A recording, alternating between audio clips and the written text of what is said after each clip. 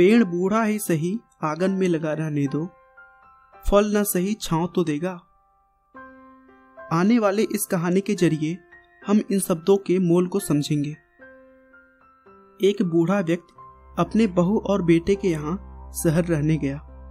उम्र के कारण वह बहुत ही कमजोर हो चुका था। उसके हाथ कांपते थे और दिखाई भी कम देता था। वह एक छोटे से घर में रहते थे। पूरा परिवार और उनका 4 साल का एक पोता साथ डिनर टेबल पर खाना खाते थे। लेकिन बूढ़े होने के कारण उस व्यक्ति को खाने में बहुत ही दिक्कत होती थी। कभी मटर के दाने उसकी चम्मच से निकलकर फर्श पे गिर जाती, तो कभी जूस हाथ से छलककर मेज पे गिर जाता। बहू और बेटे 1-2 दिन ये सब सहन करते रहे, पर अब उन्हें अपने पिता की इस आदत पर चिढ़ होने लगी थी। उस वृद्ध के लड़के ने कहा, हमें इनका कुछ करना ही पड़ेगा। बहू ने अपने पति की बात को सपोर्ट किया और कही, आखिर कब तक हम इनकी वजह से अपने खाने का मजा किरकिरा करते रहेंगे, और हम इस तरह चीजों का नुकसान होते हुए भी तो नहीं देख सकते। इन कांच के बर्तनों के पैसे लगते हैं।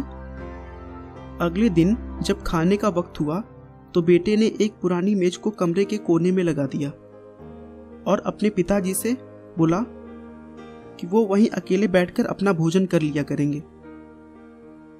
यहां तक कि उनके खाने के बर्तनों की जगह उन्हें एक लकड़ी का कटोरा दे दिया, जिससे कि अब और बर्तन ना टूट सके। बाकी लोग पहले की तरह ही आराम से बैठकर डाइनिंग टेबल पर खाना खाते और कभी कभार उस बुजुर्ग की तरफ देखते तो उनकी आंखों में आंसू दिखाई देते थे।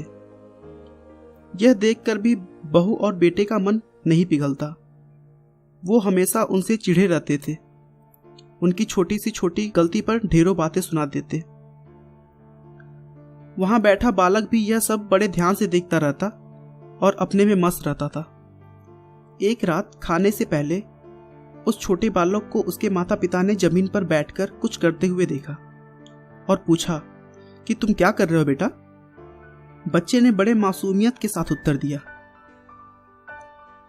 अरे मैं तो आप लोगों के लिए लकड़ी का कटोरा बना रहा हूं, ताकि जब मैं बड़ा हो जाऊं तो आप लोग इसमें खाना खा सके। और वह पुनः अपने काम में लग गया। माता पिता एक दूसरे का मुंह निहारते रह गए। उनके मुंह से एक भी शब्द नहीं निकला और आंखों से आंसू आ गए। वो दोनों बिना बोले ही समझ चुके थे कि अब उन्हें क्या करना है।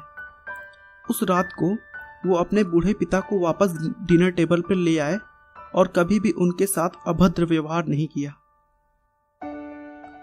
इसीलिए कभी भी अपने पेरेंट्स के साथ ऐसा व्यवहार ना करें कि कल को आपकी संतान भी आपके लिए लकड़ी का कटोरा तैयार करने लगे। आपका बहुमूल्य समय देने के लिए बहुत बहुत धन्यवाद। हमारे चैनल को आप सब्सक्राइब कर लें ताकि आप हमारे आने वाले वीडियो को प्राप्त कर सकें। आपको यह कहानी कैसी लगी हमें कमेंट करके ज़रूर बताएं। धन्यवाद।